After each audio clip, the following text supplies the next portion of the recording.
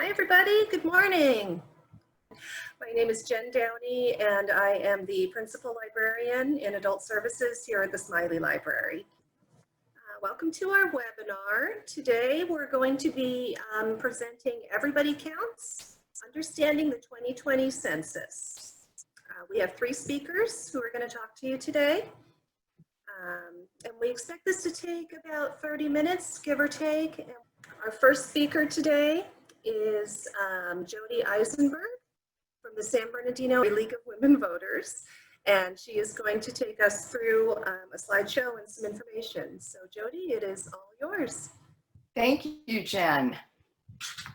I appreciate the introduction. I am Jody Eisenberg I'm a co-president of the San Bernardino Area League of Women Voters. And also with me today, also a member of our league, is George Heredia, who will be running our slideshow. So as soon as we can get that up. So we're talking about the census today. What is the census, why it's important, and how to complete the census form. And we'll talk about how that can be done. Thank you. Thanks, George. Here's our first screen. Census 2020, let's all get counted. So what is the census? It's simply a count of all the people who live in the United States conducted on a specific day. So it is required by our US Constitution, and this is conducted every 10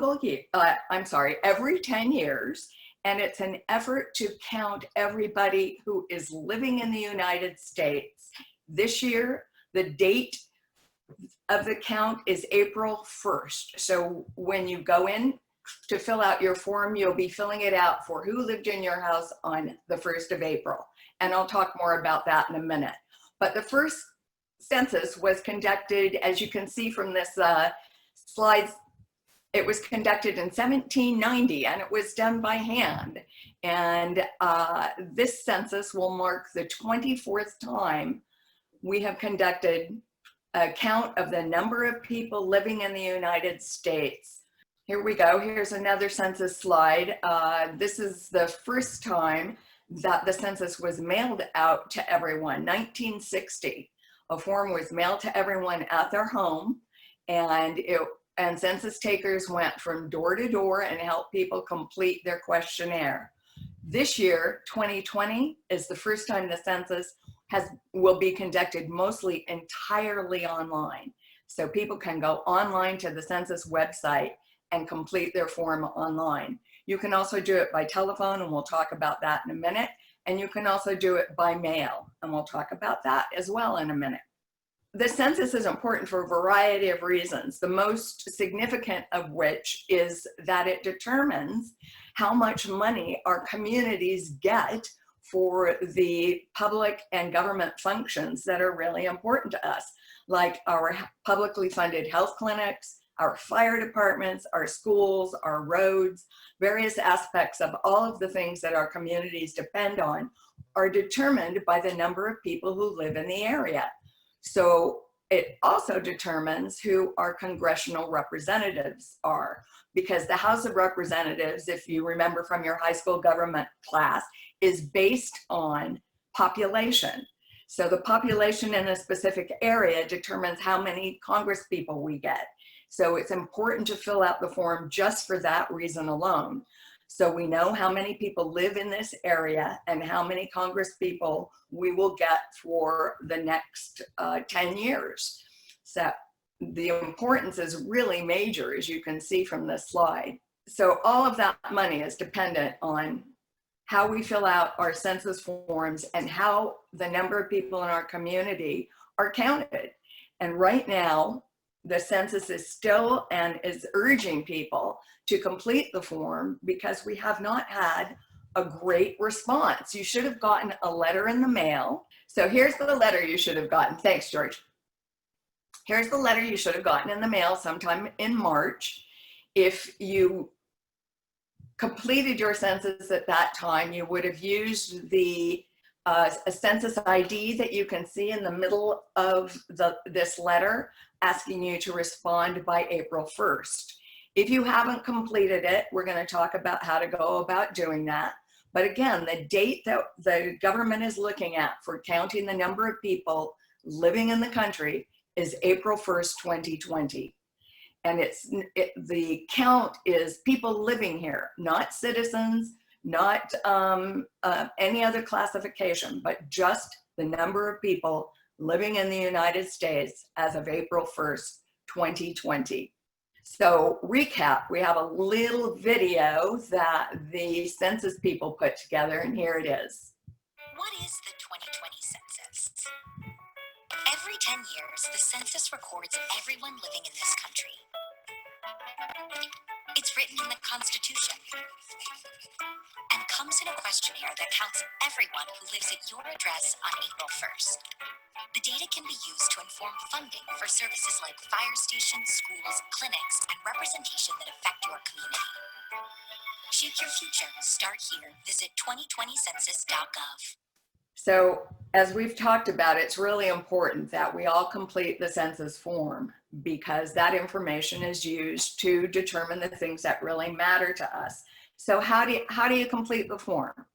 Well, you can go to the census website. It's really pretty easy. If you didn't already do it, if you haven't already done it, you can go to the census website and the information there.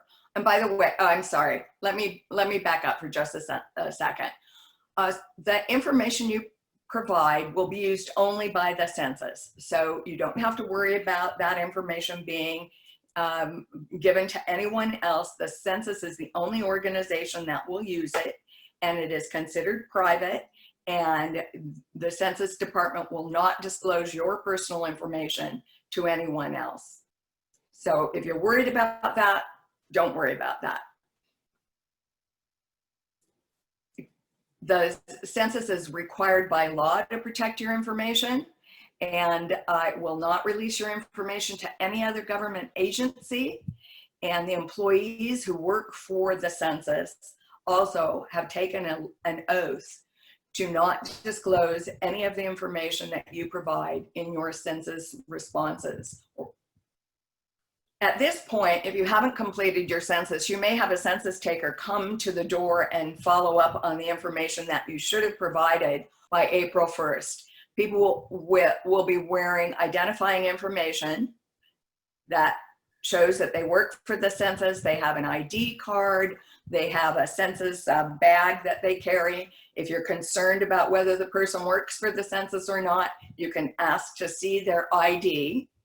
And these people who will be knocking on your door will be following up to ask questions. So census takers will be careful with the COVID-19 issue. They may be coming to your door and knock on your door. Our member George, who's helping us, is one of those people, and he has been going from door to door in various parts of the San Bernardino area. So if you see someone with census information on their person with an ID card and the census bag, please open your door to them. They need the information, and they will help you complete that form either on their phone, or will get you to do it on the website. Now, there are various ways that you can complete the form yourself without having to wait for a census taker to come to your door. The Census Bureau will never ask for your social security number, any information about your finances, bank account, credit card numbers, anything about your political party affiliation, or money or donations that you've made, or your immigration status. If any of those questions are asked, do not answer them, because the person asking them has absolutely no right to that information and probably isn't actually working for the census. So keep that information private and to yourself.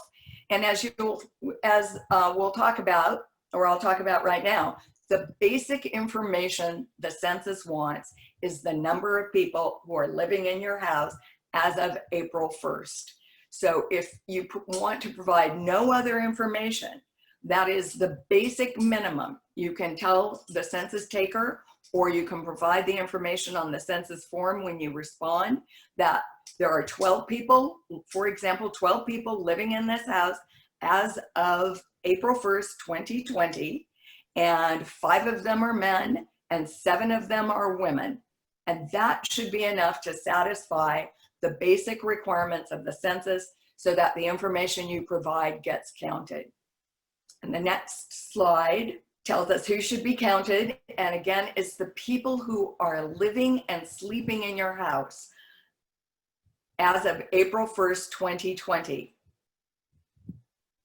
And that includes anyone, kids, foster children, roommates, but anybody who is living in your house, even temporarily, as of April 1st, 2020, should be included in the number of people you identify in your census form. Is someone staying with you on April 1st who doesn't have a usual home elsewhere? Include them as someone living in your home. Students, people who live other places should respond to the count themselves for the places that they are actually living at.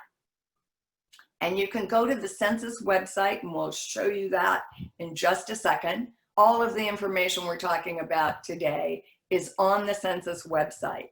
It's 2020census.gov, and it has more information than you can possibly want about the census and how to complete it. Okay, so as I've mentioned, there are several ways to answer the census, and one is online. The other, if you don't have access to the internet, is by telephone. There's a number you can call. You can get that number, and here it is. You can respond by phone, and you can ask to respond in a variety of languages. It's not just English and Spanish. So it's not too late to respond. I checked the website today, and the census is going to be open for responses until September 30th, and possibly even after that. But the official date right now is September 30th. So we are going to go on to the website and respond to this census form so you can see what it looks like. So here we go. Here is what will happen if you go on to the website.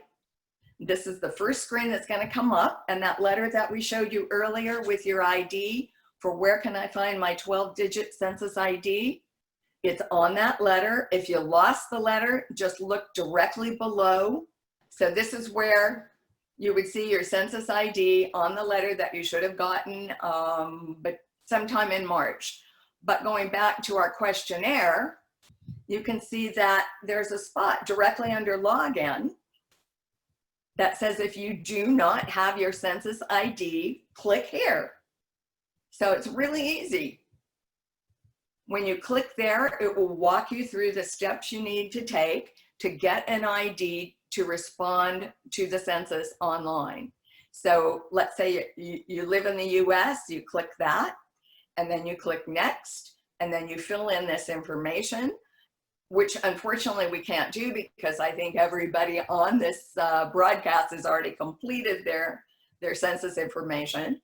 But you would complete this information, click next, and you will be provided with information about your ID. You can do this also on the phone. You tell the person you're talking to on the phone that you don't have your census ID, and the same information will be generated. Now, keep in mind, the census is conducted based on houses, not people. So for example, I am not responding as Jody Eisenberg. I am responding as the person who lives at a specific address in San Bernardino. So that would be the same for you. You are responding as the person who lives at a specific address, wherever it is you're living, for all of the people living in that house. So your address is the most important aspect of the census information. Where you live on April 1st is the most important detail to enter into the census form, and that will get you started. So here are the questions. We can go through this really quickly. How many people living in your home? Yeah, so so these are the questions real quickly, so these are the questions that they would ask you on if a census taker came to your home or if you were to do it online. But like Jody said, the most important information is how many people were living at that particular address on April 1st. And anything else after that is gravy for the Census Department. If you don't want to fill it out, you don't have to fill it out. The most important information is number of people living in your home on April 1st.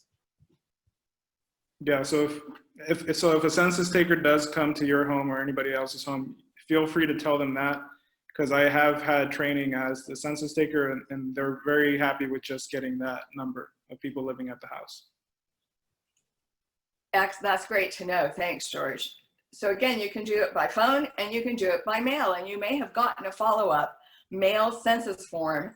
I don't mean mail as in gender, I mean in the mail census form, so that you can complete and return it to the census. The date that it has to be postmarked, at least according to today's information on the website, is September 30th. So if you are responding by mail, make sure you get your census form postmarked by September 30th. We also need you to ask your friends and neighbors, if they've responded to the census, and if they have not, explain to them, now that you've attended this program, why it's important, and please encourage them to respond. By completing the census, our communities, our local government gets about $5,000 for programs in our local area. That's $5,000 every year for the next 10 years, so for each person. And that's right, this count is for 10 years. So it's really important. We don't do another count until 2030. So everything that's going to happen based on our congressional allocation, the number of Congress people we get, and the amount of money that we get from the federal government depends on this count this year. And that count will be in effect for the next 10 years. So we want to make sure we get as many people to respond as we possibly can between now and the 30th of September. And with that, I will say thank you for your time. Thank you, George, for your help and participation. And we'll go back to Jen. Thank you so much for that, Jody, and thank you, George, as well. That was very informative. So we have two speakers for you as well. We have Zulika Mohammed and Tanya Howdaji. And Tanya and Zulika are both on the leadership team of the Key to Community project. And this is a project that offers tools and training for accessible community engagement. Key to Community is based in the California Library Literacy System, but its work has been appreciated by all types of library users and general community users as well, community members as well. And as an example, Key to Community project was the incubator for the popular Easy Voter Guide, which is going to be coming out soon. And Zulika and Tanya, who are with us today, both helped with the version that is going to be coming out very soon. So Zulika, I believe you're going to get us started by discussing your experience with the 2020 census, and then we'll move on to Tanya after that. Hi, my name is Zulika. I didn't have, when I received the form, I actually just read what it said on the, I read through it. From there, I went online and filled out the questions. The questions were step-by-step. They were really easy to answer. So I didn't have any issue with it. I only had one hiccup about the family, the head of the family. I wasn't sure if I was supposed to fill it out or my dad. So what I did, I just took the initiative to fill out. Anybody could fill it out. When I went through it, I completed it. I didn't have any issues with it. But for me, it was important to take the initiative to explaining to my family what the census was about, and for them to know that, I meant to make them feel comfortable about, filling this stuff out and how we can benefit from this. And second was for me to reach out to my community, because since I already understand it, for me was to reach out to those who didn't and explain to them. And even if they needed help to fill out those questionnaires, I was able to help them step by step. So don't be afraid. It's super simple to really fill out. So you could, like they said, you could do it on your phone or you could do it on your computer. That's what I did. You can also do it on your phone as well. But for me, I had a great experience with it. Thank you. Thank you so much, Zalika, for sharing your experience with it. What we're trying to get across is that the census is much simpler than it may sound. It only takes a few minutes. If you don't have access to a computer, you can do it by phone. There are several options for you. So to continue us down that path, we're going to go ahead and introduce Tanya, and she's going to talk about filling out the census for the first time. So Tanya, when you're ready, take it away. Fill out the 2020 census. 12 different languages, 3 simple ways. Telephone, internet, or by mail. I did it. Simple. Online, a postcard, a code, questions regarding your household, your address, how many individuals in your household, and you submit it. If I could do it, you could do it. Do your part to change our nation. Great, thank you so much, Tanya. Okay, let's check and see if we have any questions or any chat comments that we can help with. So there is one question, and the question asks, how do we track the homeless? Okay, Jody, would you like to field that? Sure, thank you. Pretty much the same way we do the homeless count. Census takers will go out to places where homeless people gather. They'll also go to homeless shelters. They'll go to places that feed homeless people and get information that way. That's how we count the homeless folks in our community. And as you might imagine, because of COVID-19, that kind of count has been suspended for a while, and now we're just getting back out, the census takers, to actually make contact with folks who are having housing issues and are not living in a home at the present moment. So it's been difficult, but I think that the census is going to be able to make a big push over the next month and a half to get the information that's needed from where homeless people generally congregate. George, did you have anything to add to that? The only thing I have to add is the way the census works. There's specialized tasks for certain groups. So they bring on people to work for the census, and depending on when you get hired, there's certain tasks that need to get done. And so they do count the homeless. And I don't know if you've ever heard, like Jody mentioned, the point in time count. The point in time count is done on a yearly basis. And so in a very similar fashion, they do that for the census as well. And so, but yeah, so the homeless are definitely taken into consideration. They are reached out to, but it's very similar to the point in time count. Thanks, George. Thank you very much. I want to thank our panelists for being here with us today, and I'd like to thank everyone out there in the community for watching and for caring enough about your community to be involved in the census. All right, I think that's all we've got. Thanks so much, everyone. Bye-bye.